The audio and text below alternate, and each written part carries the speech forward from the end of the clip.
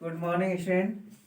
आइए आज हम क्लास 10th की इंग्लिश की मैराथन क्लास का स्टार्टिंग करते हैं और उसमें मैं आपको टेंस के बारे में बताऊंगा कि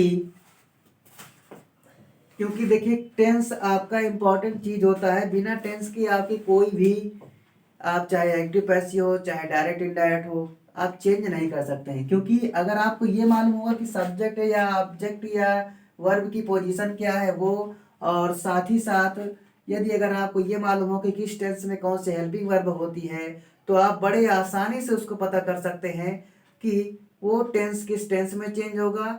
और साथ ही साथ ये भी आप कर पाएंगे, क्योंकि अगर आपको पता होगा तो आप उसको चेंज करने में उसकी हेल्पिंग वर्ब भी चेंज कर पाएंगे। चलिए आगे चलते हैं, देखते हैं। देखिए तो टेंस की बात करते हैं। टेंस क्या होता है? एक समय होता है जिसका मतलब आप जो चीज देख रहे हैं वो आपका वर्तमान समय यानी कि प्रेजेंट टेंस हो गया। जो चीज आप देख चुके हैं वो आपका हो चुका पास्ट टेंस, और जो चीज आप कभी भविष्य में होगा कि देख सकें तो वो आपका हो गया फ्यूचर टेंस। चलिए आगे चलते हैं।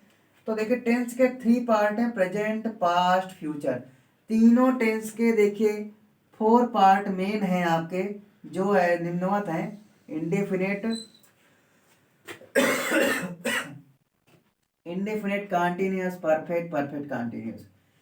तो देखिए indefinite continuous, perfect, perfect continuous में देखिए इंडेफिनिट जो है आपका वह भी 3 पार्ट में बटा हुआ है। प्रेजेंट का इंडेफिनिट, पास्ट का इंडेफिनिट और फ्यूचर का इंडेफिनिट। अगर कंटीन्यूअस की बात करें तो कंटीन्यूअस भी 3 पार्टों में बटा हुआ है, प्रेजेंट कंटीन्यूअस, पास्ट कंटीन्यूअस और फ्यूचर कंटीन्यूअस। इसी तरीके परफेक्ट भी देखिए, परफेक्ट में आपका present perfect, past perfect, future perfect. और अगर आप फ्यू परफेक्ट कंटिन्यूअस टेंस की बात करें तो ये देखिए फ्यूचर परफेक्ट था। और इसके बाद देखिए परफेक्ट का present perfect continuous, past perfect continuous और फ्यूचर परफेक्ट कंटिन्यूअस।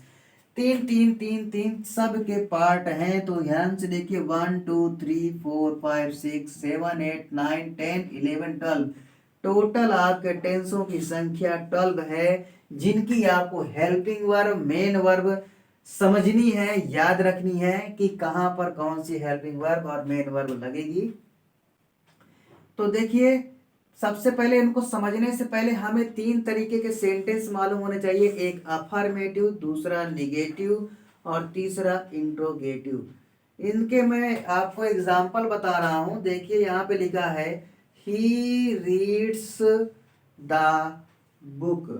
तो अगर आप ध्यान से देखेंगे तो इस सेंटेंस में आप गौर से देखिए, किसी प्रकार का ना ही तो नॉट वाला वर्ड आया है, ना ही तो कोई आपका स्टार्टिंग में कोई हेल्पिंग वर्ब आई है, और ना ही तो स्टार्टिंग में कोई question word what, when, how, etc. कुछ भी नहीं आया है।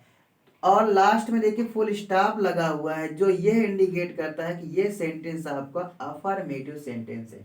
निगेटिव सेंटेंस की बात करें तो हम इसी सेंटेंस को निगेटिव में जब चेंज करेंगे तो देखिए यहाँ पर एस लगा है। एस उसी सेंटेंस में वर्ब में लगता है जो आपका प्रेजेंट इंडेफिनिट टेंस होता है। तो देखिए इसका अगर हम चेंज करेंगे निगेटिव, तो निगेटिव में ही के साथ में आपका डज हेल्पिंग वर्ब लगता है और साथ में नॉट लगता है। तो ही डज नॉट, रीड में केवल रीड लिखेंगे, रीड्स नहीं लिखेंगे। He does not read the book आपका सेंटेंस कंप्लीट होगा, जो कि आपका एक नेगेटिव सेंटेंस है। इंट्रोगेटिव की चर्चा करें तो देखिए यहाँ मैंने आपको बताया था कि जब कोई स्टार्टिंग में लेटर्स कोई वर्ड आएगा कौन सा हेल्पिंग वर्ब से संबंधित, तो वह आपका क्या कहलाएगा? एक इंट्रोगेटिव सेंटेंस कहलाएगा। मैं इसी सेंटेंस को कन्वर्ट करता हूं। मैंने लिखा does he not read the book. अभी देखा जाए तो ये इंट्रोगेटिव नेगेटिव सेंटेंस है, क्योंकि इस पर आपका इंट्रोगेटिव के अकॉर्डिंग यहाँ पर डज लगा है, यहाँ पर हम क्वेश्चन मार्क लगाएंगे। डज लगा है, यहाँ पर नॉट लगा है, तो नॉट आपका ये इंडिकेट करता है कि ये इंट्रोगेटिव सेंटेंस तो है ही है, लेकिन साथ ही साथ इंट्रोगेटिव नेगेटिव सेंटेंस है, दोनों है। ठीक है ना? दोनों को परफॉर्मिंग दे रहा है, लेकिन इसकी महत्वता यहाँ पर ज्यादा नहीं है, महत्वता ज्यादा इसकी है, इसका इम्पोर्टेंस ज्यादा है। चलिए अगर हम यहाँ पर इसके पहले लगा दें what does he not read the book, तो व्हाट अगर लग गया तो ये क्वेश्चन वर्ड है, और क्वेश्चन वर्ड जब सेंटेंस में इंट्रोगेटिव में लगता है तो वह interrogative sentence WH type interrogative sentence कहलाता है। WH टाइप इंट्रोगेटिव सेंटेंस कहलाता है जब स्टार्टिंग में व्हाट, व्हेन, हाउ, etc आ जाए। ठीक है, चलिए ये हो गया आपका। अब हम हेल्पिंग वर्ब समझ लेते हैं हर टेंस में किस टेंस में आपकी कौन सी हेल्पिंग वर्ब लगती है। इसको रफ कर देते हैं, आप लोग इसकी एक क्लिक ले लीजिएगा जिससे आपको हेल्पिंग वर्ब और वर्ब भी पता चलती रहे कि किस टेंस में कौन सी हेल्पिंग वर्ब लगती है। देखिए प्रेजेंट इंडिफिनिट की बात करते हैं तो प्रेजेंट इंडिफिनिट को मैंने दो पार्टों में बांटा है। पहला अफर्मेटिव है और दूसरा है निगेटिव और इंट्रोगेटिव है। अफर्मेटिव क्या बताता है कि अफर्मेटिव में आपका देखिए हेल्पिंग वर्ब जो है वो नहीं लगती है, लेकिन वर्ब में आपकी जो मेन वर्ब होता है उसकी फर्स्ट फॉर्म में एस या ES हम ऐड करते हैं। वो भी कब ऐड करते हैं? केवल और केवल जब हमारा सब्जेक्ट क्या हो, सिंगुलर हो। क्या हो? जब हमारा सब्जेक्ट क्या हो, सिंगुलर हो, तभी हम वर्ब में एस या ES ऐड करेंगे और हेल्पिंग वर्ब का यूज अफर्मेटिव में नहीं करेंगे। निगेटिव की बात करते हैं तो निगेटिव और इंट्रोगेटिव में आप देखिए डू और डज का प्रयोग करते हैं। क्या है? डू और डज हेल्पिंग वर्ब है और वर्ब की ओनली और ओनली फर्स्ट फॉर्म हम यूज करते हैं। आगे चलते हैं पास्ट इंडिफिनिट में, तो पास्ट इंडिफिनिट के अफर्मेटिव सेंटेंस में हेल्पिंग वर्ब में हम कुछ भी नहीं लगाते हैं, लेकिन वर्ब की हम सेकंड फॉर्म का यूज करते हैं। जैसे कि सेकंड फॉर्म कैसे? जैसे हम रीड की बात करें तो रीड की सेकंड फॉर्म हम रेड पढ़ते हैं लेकिन लिखते रीड ही हैं। लेकिन अगर हम सिट की बात करें तो सिट की सेकंड फॉर्म हमारी होती है सेट। गुड की बात करें तो गुड की सेकंड फॉर्म आपकी होती है बेटर। ठीक है ना, लेकिन यहाँ पर गुड कोई आपका वर्ब नहीं है, गुड एक आपका एडजेक्टिव है, इसलिए ये वर्ब में काउंटिंग नहीं होगा। मैं यहाँ पर लेता हूँ जैसे गो की बात करें तो गो की सेकंड फॉर्म आपकी होती है वेंट। मैं यहाँ पर रिसीव की बात करूँ तो रिसीव की सेकंड फॉर्म आपकी होती है रिसीव्ड।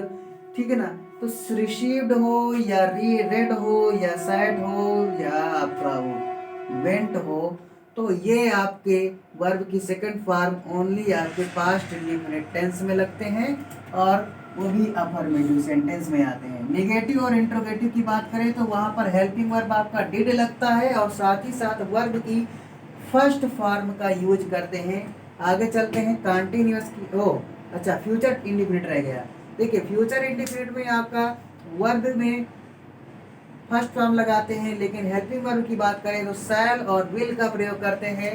शैल क्या होता है? शैल अपना एक कंपलसरी पार्टनर चूज करता है जिसका नाम है आई और बी। ये आपके अगर हैं तो शैल लगेगा, अदरवाइज ऑल जितने भी आपके बचे हुए जो भी सब्जेक्ट है उनके साथ विल लगेगा। आगे चलते हैं कंटिन्यूअस में। प्रेजेंट कंटिन्यूअस टेंस आपका इज, एम, आर, उसमें हेल्पिंग वर्ब लगती है। और पास्ट इंडेफिनिट की बात करें, पास्ट कंटीन्यूअस की बात करें तो वहां पर वाज और वर लगता है। फ्यूचर कंटीन्यूअस की बात करें तो will, shall plus be helping verb लगाई जाती है। ये आपको याद रखना है। लेकिन तीनों की कॉमन चीज क्या है कि यहाँ पर वर्ब की आपको ING फॉर्म, चाहे वो प्रेजेंट कंटीन्यूअस हो, चाहे पास्ट कंटीन्यूअस हो, चाहे फ्यूचर कंटीन्यूअस हो, इनमें आपकी वर्ब की ING फॉर्म लगती है। साथ ही साथ वर्ब की ING फॉर्म लास्ट के ये जो तीन सेंटेंस आपके होते हैं परफेक्ट कंटीन्यूअस के, चाहे प्रेजेंट का, चाहे पास्ट का, चाहे फ्यूचर का, तीनों में आपकी हेल्पिंग वर्ब, वो मेन वर्ब में वर्ब की ING फॉर्म का यूज हम करते हैं। चलिए आगे देखते हैं। कंटीन्यूअस के बाद आ जाए परफेक्ट में। तो देखिए परफेक्ट के तीनों टेंसों में, चाहे प्रेजेंट का हो, चाहे पास्ट का हो, चाहे फ्यूचर का हो, तीनों में वर्ब की थर्ड फॉर्म लगाते हैं। क्या लगाते हैं? वर्ब की थर्ड फॉर्म का प्रयोग हम तीनों के वर्ब की थर्ड फॉर्म लगाते हैं।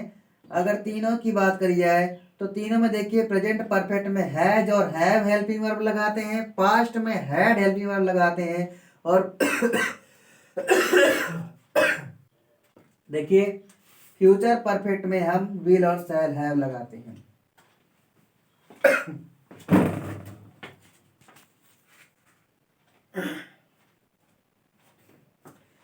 तो देखिए फ्यूचर पे चल रहे थे, फ्यूचर परफेक्ट में आपका विल और शैल प्लस हैव लगाते हैं। इसके बाद आइए देखिए परफेक्ट कंटीन्यूअस टेंस में आपके, देखिए मैंने पहले बता दिया आपको कि वर्ब की आईएनजी फॉर्म लगती है। हेल्पिंग वर्ब की बात करें तो हैज हैव के साथ में बीन। पास्ट की बात करें तो पास्ट परफेक्ट कंटीन्यूअस में हैड और बीन लगता है, और फ्यूचर परफेक्ट कंटीन्यूअस की बात करें तो will shall plus have been लगता है। देखिए इसमें एक इंपॉर्टेंट चीज होती है इस टेंस में, इनके तीनों टेंसों में इसमें टाइम दिया रहता है। यदि अगर टाइम डेफिनाइट है, जैसे कि हम कहते हैं 2 o'clock मंडे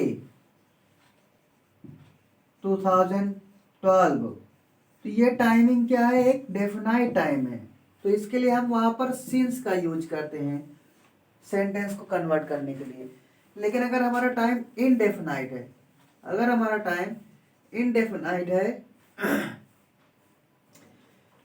जैसे कि हम कहते हैं 2 days, 2 days अगर हम कह दें, 2 days के बाद अगर हम कह दें 2 hour, तो ये क्या हो गए आपके, ये इनडेफिनाइट टाइम हो गए। इनमें क्या होगा, आप फॉर का यूज करेंगे, ठीक है।